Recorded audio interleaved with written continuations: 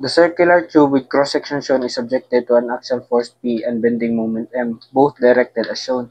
Using readings from the strain gauges at A and B, the corresponding stresses at the locations are calculated to be Nihatag siyang stress sa A is equals to 2,800 PSI and stress sa B is negative 1,500 PSI.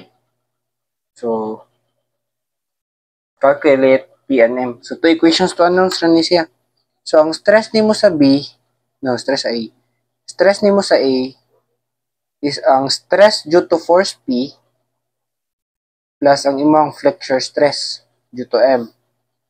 So, ang stress nimo sa A is 2,800 PSI is equals to force nimo P over area nimo nga pi over 4 times 2 to the power of 4 minus 1.75 to the power of 4.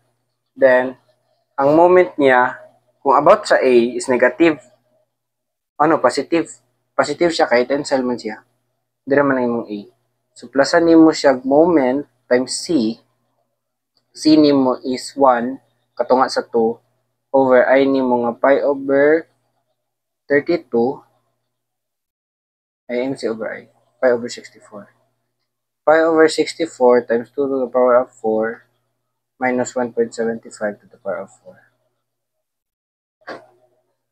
Sunod, muna mo equation 1.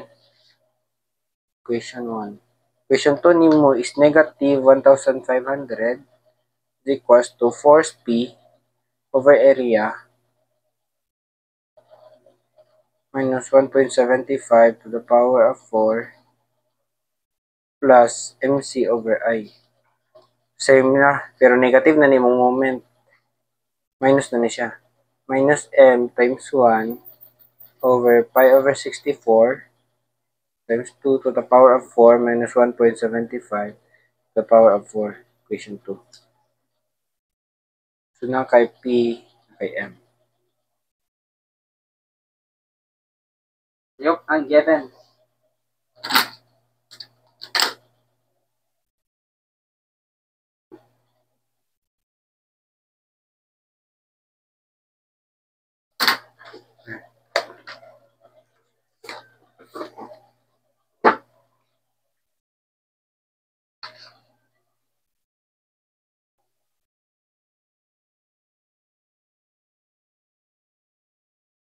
Sige. Kani siya is 15,100. Ito man siya. 4529 4548.31. Set na. Diyan kani is 2908.86.